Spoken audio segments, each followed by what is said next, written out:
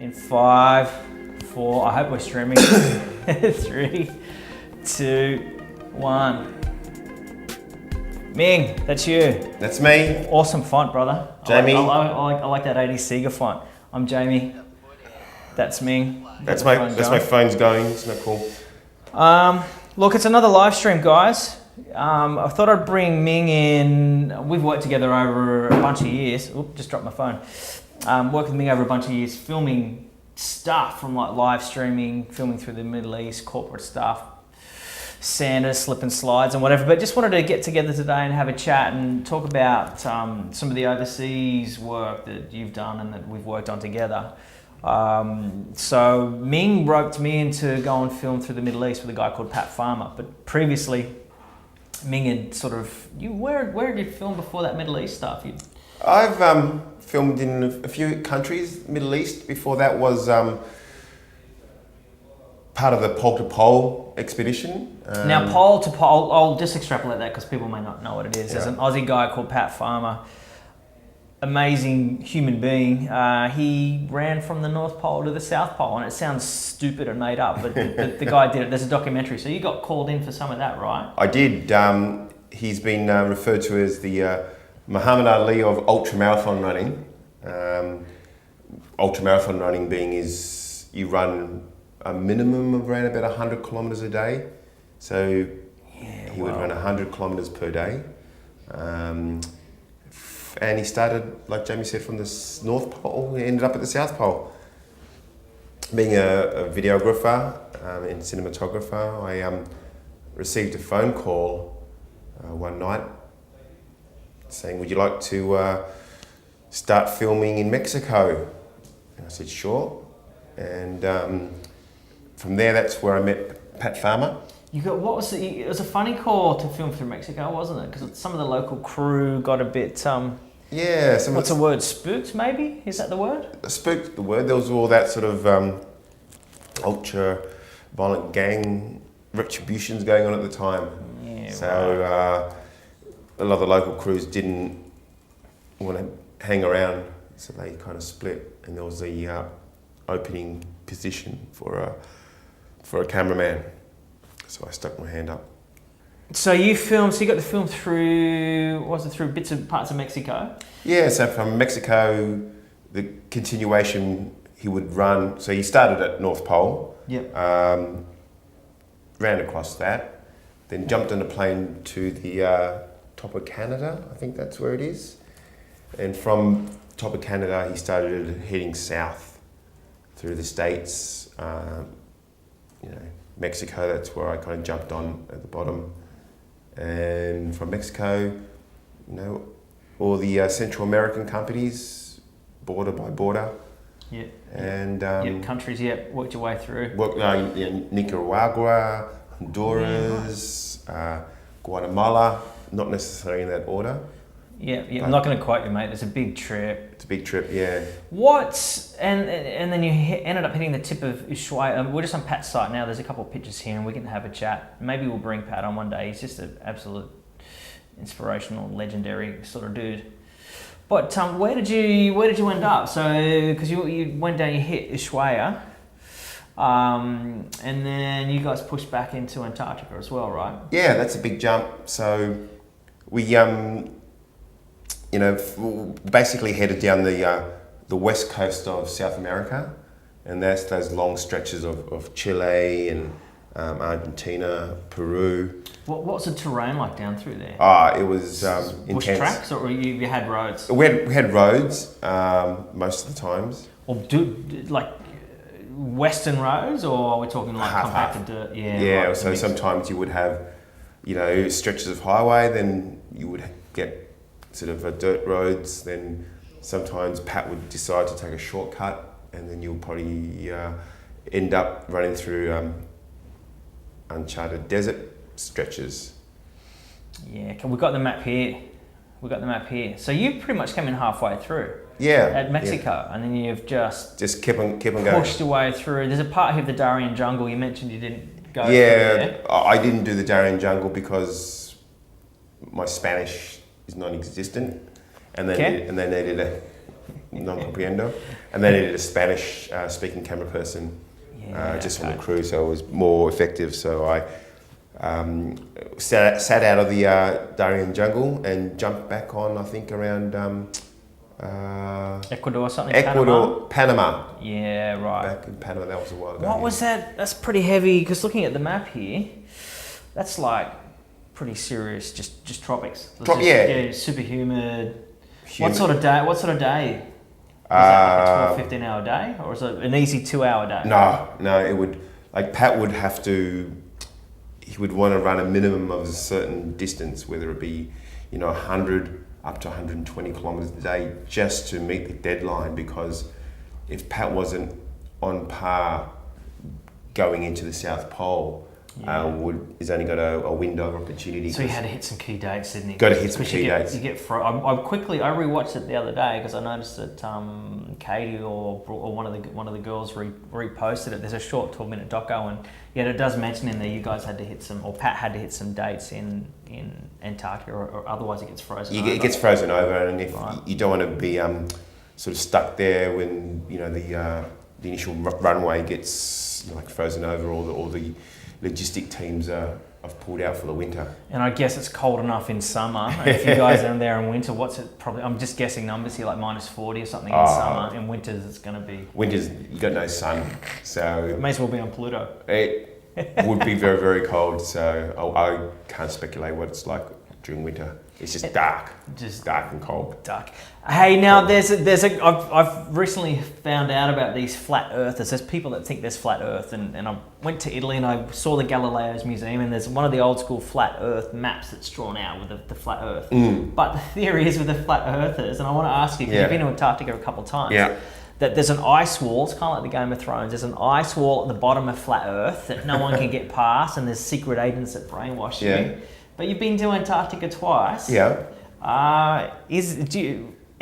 Filmed around the world. Do you think there's a flat Earth, and have you experienced any of these flat Earthers? I seem to have memory loss when it comes to hitting the wall,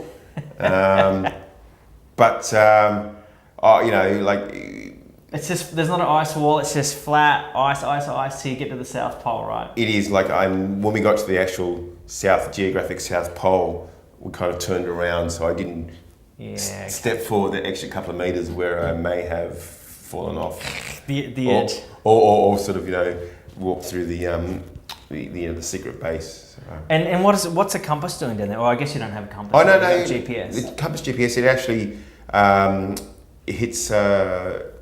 I think it's because you're right on the sort of South Pole. Yeah, I'm sure some flat earthers will have something to say about this. Apparently, I don't want to poke fun at anybody, but I just thought that was really quite interesting. Yeah.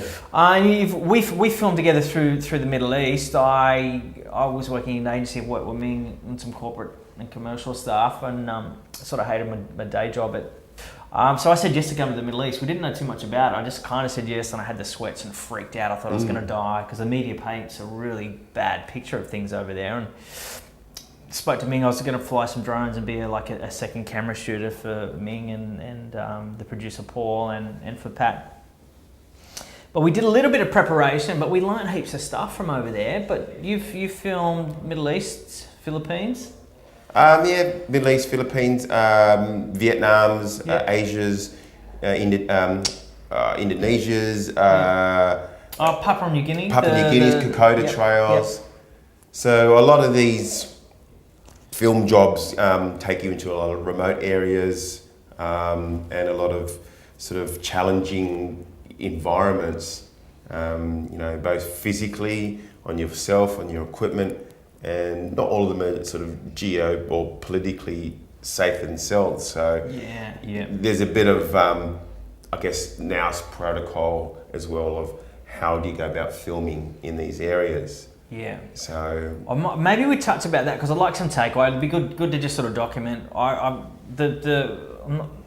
The Middle East trip was 21 days. It was nowhere near like your recent Antarctica trip, which was kind of 60 days from memory, or the pole to pole, or a couple of the other trips. Yeah. But I'd like to maybe just touch on some lessons and things to keep in mind. So when we filmed for the Middle East, it was sort of smaller DSLR run and gun kits. Yeah. So for these sorts of expeditions, what would you recommend? Sort of packing smaller and lighter, or that you want to go big, aggressive E&G cameras? Have you got? Well, what's it depends. I guess how remote you are, and access to power. You want to be able to charge your batteries, and sometimes the smaller the battery, especially in Arctic conditions. I remember you saying recently Antarctica Yeah. was really tough. Yeah. I think you guys travelled with some GH5s, which is that right? GH5s? Yeah. We had some GH5s and as second cameras and as beauty cams, and we had some newer handy cams from Sony, which were larger. They were the 12-volt batteries. They're like sort of PX70s, so they're about this big, with a 4K chip. The larger batteries that charge at 12 volts, they survived. Whereas so they lasted fine. Once you put them in the cam, they weren't adversely affected. They were affected, but they actually held the charge more. Yeah, whereas the GH5s, they tend to sort of feel problematic, because I think the coal were playing on the actual capacity of the batteries. Yeah. I think that's pretty common. It will reduce that battery life something like 80%. It's pretty crazy. Yeah. Like extreme cold. And also those smaller DSLRs, especially when you're shooting at 4K, they're pulling a lot of resource. So there's a lot of sort of allocation of power to sensors and chargers and image stabilization. Image stabilization. There's a lot of processing going on, and there's more things to go wrong in extreme conditions. Whereas a solid handycam, there's less processing because it's not interpolating, lines in DSLR chips. It's video for video. And it's got one job and it's just doing that as efficiently as possible. Yeah. So that's a little. Sounds like the bigger cameras have sort of that ruggedness. They've got XLRs and stuff you can plug in. Don't want to nerd out too much. I like the smaller cameras at times because you can hide them. They're not as sort of over the top or scary. Because I remember when we were I was in Jordan at the Zatari camp where they've got lots of people that come across the Syrian border. Some heavy stuff happening over there, but we were just filming on at the time it was some 5D, so it just felt like if we'd have had big E&G cameras, I don't know. It was just nice to just discreetly be able to sort of, without disturbing the locals or causing tension or causing a ruckus. Yeah, it's a small footprint, like that being sort of in those camps and in the Middle East, the weather is a bit more sort of forgiving on your equipment. The advantage, they're smaller cameras, lower footprint, attract less attention. Disadvantage is, you're opening up your lenses, dust's getting in. And also you don't have a lot of that capabilities of proper audio at that time, viewfinders, all of this stuff. So again, you have to choose your weapon. Pros and cons. And I guess you could pack, I think we packed a bit of I guess you'd have an all-rounder kit, so you might have a bit more of one of the Sony PD70s or whatever, and maybe a couple of DSLRs, because I love about some of the Sony stuff now. It shoots fantastic low light, which some of the E&Gs may not be able to do. Yeah, like the E&G cameras, the larger ones, they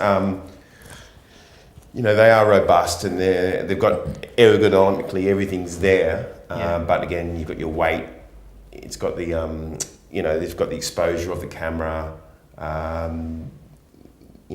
That's what they're designed to do. And again, they've got their pros and cons.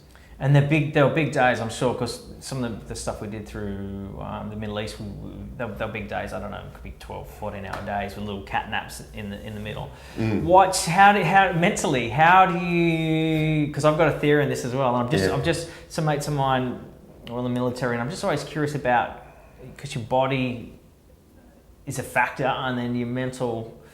What's your word? Freshness is a factor as well, and you start to get tired and things. So, what do you do to sort of get ready for an expedition? Because you're generally pretty fit as well. You stay. Yeah, well, active. I guess being aware of fatigue. Fatigue's always the killer, literally on your gear and yourself. So you have to sort of mentally sort of say to yourself, I'm going to pace myself. Because you're out of your comfort zone, you're in another environment. Half the time you're chasing the subject or chasing the talent, you're running around getting the shots. So in the back of your mind, so I'm going to be tired, so I'm preparing for that. And don't push yourself too much, because then you start dropping things and forgetting things. And checklists, mental checklists. Yeah. Or write them down. Keys. Yeah. And I know we had a little bit of it wasn't formal, a little bit of a buddy system where we pack up gear and check gear, or check in batteries to recharge those at night. Yeah. And cards, we used to check cards back in. Yeah. But I guess it does get hard. You get fatigued, you're on the road, you start to... But then you get into a routine. I always sort of work backwards from, the SD card, or the card being the film, the most important thing, then the batteries, and you kind of always sort of work back, and eventually you end up with the screw on your camera plate to remember you've got that. So, all these little things that play through your mind. Have I packed it? Have I got it? And then, once you're on the road, everything has a place, but then, chaos does come in when you're sort of shifting packing gear and jumping in and out of cars. And the other thing is to get the shot, it's not like a film set, you've got, it's pretty fast paced, adrenaline, like think on your feet sort of stuff, like trying to a sunset shot or a key emotive moment, because these people aren't actors. And you mightn't speak their language as well. So, any tips for that? Thinking on your feet, and when you've got a shot list, are you watching people and trying to think what they might do next, or you'll just start rolling and hoping that something might happen in that viewfinder? Well, I think it's a bit of everything. I think you've got to preempt the action and sort of watch what's happening. And if you're rolling, sort of, hang in there and try to sort of think, okay, where may they head next, or, what direction they may take. I've been guilty myself, because you've edited quite a bit of my stuff, is not holding the shot long enough. It's like in the back of your mind, I've got the shot. But, that golden rule of just hang in there for about 5-10 seconds. I've noticed that in some of my own footage as well. Yeah, a good 5 or 10 gives the editor room to move. Yeah. And I know we set up some hero shots, and we wanted some. We probably could have done some more hindsight.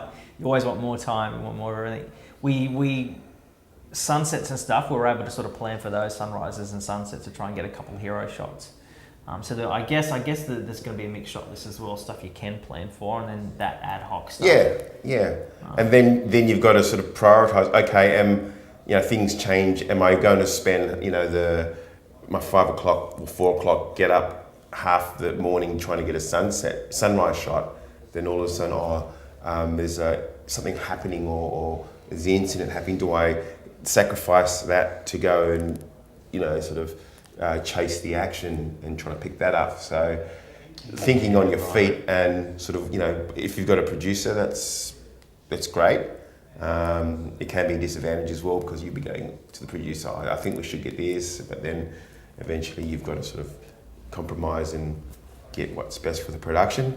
But it is a lot thinking in your feet, and collaborating with your team to make sure you get the shot or a shot or something which is going to enhance the production. Yeah. How important, because there's a point where there's mental fatigue. We're probably jumping everywhere as well. We're having a bit of a chat. So any questions or whatever, just drop them down, and we can come back with some specifics. But this is just a bit of a mate's chat, really. Any tips, like how important is humour on the road? I remember we had some pretty silly moments in the Middle East with our like silly flashing disco lights. We'd just be in the van, everyone would be exhausted, but then be a moment where everyone would just crack up. How important is humour, do you think? I think humour is vital, and I think the dynamics of the team is essential. Is okay, you're there for one reason, to cover the story or to film the documentary. And that's going to be a limited time, whether it be 2 days or 2 months or a year. So you've got to, okay, we're in this together for this time. So let's try to be, as work together and have a dynamic relationship, because there's going to be days when the proverbial hits the fan, and you're fatigued, and someone forgot something, or someone stuffed up, or you're going to have a go at each other, but then you've got to say, okay, we're in the middle of nowhere, we've got a job to do, so let's just sort of work this out. Then hey, afterwards, if you want to grab a coffee after the gig, sure. And if you don't see each other again, thanks, thanks for the fish, Well, that's sort of why I said to the Middle East trip. I'd heard about. I just wanted to know, how can a human being do that? I had a secret thought that he might be a robot, but I do recall it was pretty grueling. And mind you, it was only 20 days or 21 days. It wasn't like one of your 40 days or 180 days, or Pat. And some other people have done longer trips. But I do remember there was a part where you got this kind of, there's a point of madness. I think it was about day 15. Everyone's really excited, and it just went a little bit of madness, and everyone went. You could just feel yourself going mad, and you could see, oh, that person's mad. And you're like, I'm pretty sure I'm a bit mad right now as well. Yeah. But there was a spirit and some fun and some camaraderie, and there were some rituals. Everyone at least to try and have a meal together. I remember at least once a day we tried to have a meal together, and we talked to our local fixers in the Middle East about what we're going to do the next day to make sure that culturally we weren't, or politically doing, anything that may have made people uncomfortable. But I remember there was some rituals and there was a little bit of madness, but we all sort of came back together at an end. But so I remember these moments were just in hysterical laughter for no reason. Maybe it was the carbon monoxide coming through the car. That's a good one. The carbon monoxide. Yeah. But it's full. I believe it's what's the best for the production, and then we've all got certain jobs and roles to do, and I'm all for them crossing over. Like if somebody thinks this might be a better shot, or sure I'm open to suggestions, or if I think to the producer, maybe we should investigate over here, I'm happy to bring it up. Yeah. So it is this dynamics. At the end of the day, and it can reflect on the production as well. If everyone is not getting along, it's just going to make the production bog it down, and then. Well, I do remember some of the rituals that even if you had a crappy day, everyone would come together and plug in the batteries and just double check and repack the gear for the next day. So some of those things I said helped as counterpoints to keep that focus back on the production. I like what you touched on as well, because the production, it's not like a film gig. You don't have just a focus puller or just a gaffer guy or an SD. There's going to be technical terms, a data wrangler. So when we went, everyone could shoot, everyone could pretty much edit, and everyone could wear different hats. Just as you said, in case someone gets sick or gets the runs or gets crook or hurts themselves, that train keeps moving. So, So the cross-functional teams, how important is that, do you think? Someone that can do a bit of everything? I think it's important. I think even just having an understanding is like it can really enhance the production. Is like some camera persons will say, I don't edit. I don't even know about it. But just being aware of the process of the edit and respecting the editor, or even having a go yourself, it allows you to shoot in a way that it will help the editor, and it's an advantage. You're just being aware of what the producer's job is, in sort of dealing with logistics or dealing with the talent. So therefore, you're a bit more patient, or you have a bit more respect for what they do. So, and wearing the multiple hats, and like you said, if someone is ill one day or someone's out on another sort of chasing another lead, that you can pick up the slack and not sort of be too much out of your zone, and just sort of and execute it again for the production. Because I do remember there were some days there it nearly felt a bit newsy. Like in the morning, the news guys would go, we've got these news stories to cover, who's going to go and shoot what, who can shoot what, or where are people's strengths. So in the morning, someone was going to be a bit of a chat, and we'd all have a slightly different mission that day. Yeah. I remember you and Paul I am a bit of an all-rounder. I remember you guys got stuck trying to get gear out of a customs locker in Lebanon. Lovely, amazing country. The food over there was just amazing. Yeah. But some of the gear got stuck. It was a public holiday, and it would appear that there's a culture of potentially the locals don't get paid a lot, so a little bit of extra money can help them out quite a bit. And I remember some of the gear got stuck, so I had to step up and just do a little bit of field producing. It wasn't rocket science. I knew what to shoot, but it was still grueling while you guys had to go and try and get that gear back.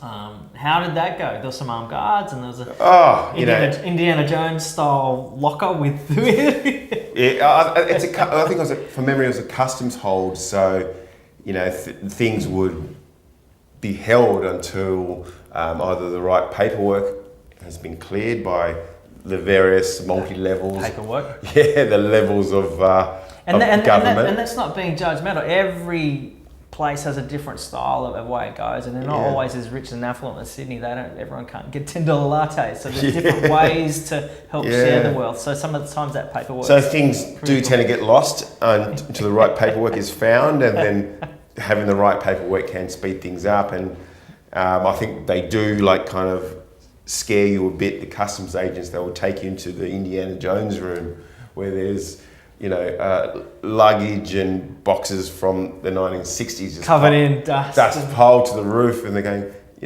this is what may happen to your gear if you don't have the right paperwork. So all of a sudden, when the paperwork kind of starts getting processed, it's like they take you to another room where it's a bit more organised, and there's your gear there. And it magically it kind of appears. Yeah. That's I remember we took some drones in. It was really early drones. We got some drones into Jordan, so we had all the paperwork. But I do remember when we got in there, the luggage went missing just because I don't think the powers that be had communicated to the guys and girls on the ground that we were allowed to have these drones. So I remember the drones were stuck in a back room. Yeah. And then you saw them through the that's our gear, and they go, is that your gear? Then we got pulled out the back with some security guys who were just sitting there patiently waiting like good boys. Yeah. And then we got wheeled into another room where there was more chiefs. Yeah. That's pretty funny. Yeah, so it is a shuffle. So again, keep your eye on your gear when you sort of skipping across different countries. I didn't appreciate the value of that lesson. So I think that's bang on. You actually got, I think that was from your previous experience as well, just keeping an eye on that. Where is it? I was just thinking a bit naive. It'll turn up. It's okay. We've ticked all the right bits, but it just can't hurt. I guess it's like traveling in general, just being generally aware of. Yeah, and the usual things like keep all the cards on you or your media on you. And try not to separate your kits too much. So if one bag does go missing or gets lost or gets held up, your batteries are in this bag and your camera's in this bag and your viewfinder's in this bag. So try to sort of spread it out. Well, I'm I'm sort of more keep all your eggs in one basket type. Okay, so keep it in kits. Yeah. Okay. So keep it and ideally you want to almost keep your small kit on your person safe, or again, if everything goes missing, you've got something to shoot on. Because sometimes people pay a lot of money for you to go overseas, and if you can't start shooting, you carry a backup, like a little mini cam as a backup, or is that more of a personal stills? I've done both. I've carried a little mini cam as a backup, as well, just in case. Yeah. Okay. Heck, now where are we getting? The state of drones, because we flew some early drones, Phantom 2s, crashed one. So actually, bird strike in King Solomon's Mines. Yep. Pigeons, was it the dove of peace? Yes, the dove of peace. I was like, yeah. every 2,000 years, the dove of peace comes from the tomb, and we hit it with a drone. It hit Stabby's drone, yeah. What's that alien movie where when they go, we come in peace, and they and zap it? Oh, it was Attack from Mars. Attack from Mars. Mars Attack. Mars Attack, Tim Burton. We had a Mars Attacks moment. Yeah. But you recently shot on. Look, they were great drones. They got some footage. We were able to do what we needed to do with the footage, but they weren't stabilised. They didn't have gimbals. You filmed on some again recently in Antarctica? Yeah, just the smaller Mavics. Yep. Amazing technology, 5 years ago when we were shooting, it's step up, and even 10 years ago, it's alien technology. And again, the Mavics, they did cut out in the cold.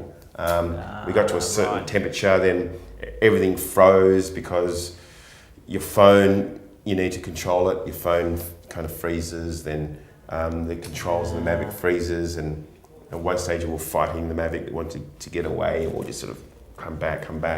So yeah, they're great devices in optimum temperatures, but then either above or below, then they start to get a bit flaky. Did you get what you needed out of the Mavic down there?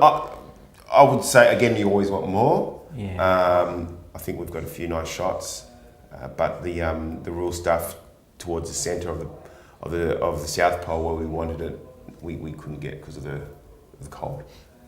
Yeah, all right. I know you can't talk too much about the recent Antarctica trip, but when that's going to come out at some stage in the future, I guess. Yeah, we shot the Antarctica expedition for National Geographic. 60 days down there? Well, it was 37 days walking on the ice. Whoa. So that's because you had to lug all your own stuff in and out as well, unassisted. Unassisted. We logged all our stuff into the pole, and that was all our camera gear or our food, tents, fuel. Fuel being you have to melt the ice to drink and to cook your food. Right. So you ran out of fuel, game's over. Okay. So yeah. What sort of fuel? Is it little brick? No. It was actually the liquid camp stove. Right. Gas, liquid gas, whatever they. Well, it's actually camping fuel. Yeah. Okay. Yeah, and you just pour it in, and then little stoves, and then away you go, and it. Wait for your water to boil. Did you get some help back out once you hit the No. mark? Oh, okay. No. Once we hit the South Pole, there's nothing for like thousands of kilometres, whatever. Then you hit the South Pole. Then there's a giant American base there.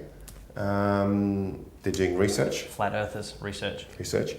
Neutrinos. And then you fly out. They've got a landing strip.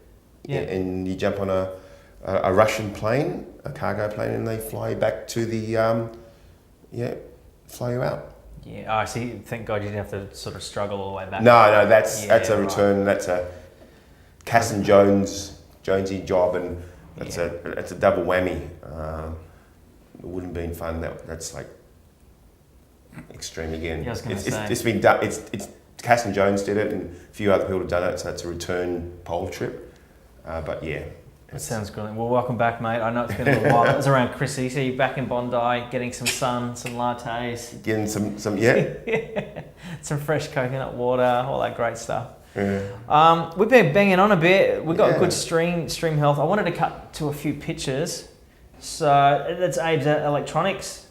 I said we crashed a drone, and then we had to go and find a soldering iron to go and solder the drone, because I said back in the day the FPV view wasn't supported. Oh, so yeah, right. Yeah, it was the back streets, and I actually squashed my hand. I remember I squashed my hand in the door. And hence, but I said that's a good point. We need cross-functional teams. If someone's out, you guys are out in customs, and then I was out with busted hand. What else we got? Maybe we might wrap it up, because we've been here for a little bit of time trying to get the gadgets working. All right, mate. Thanks for making the time to chat. I don't think we did your story, or I don't think I did your stories justice, but a good to at least sit down and cover some top level points, man. Yeah, no, thanks for having me, and thanks for watching Insomnia TV. All right. Any questions? Just leave some notes below for the people that watch it, and we can sort of send some links or whatever, send some stuff back. So we're out. Audi 5000.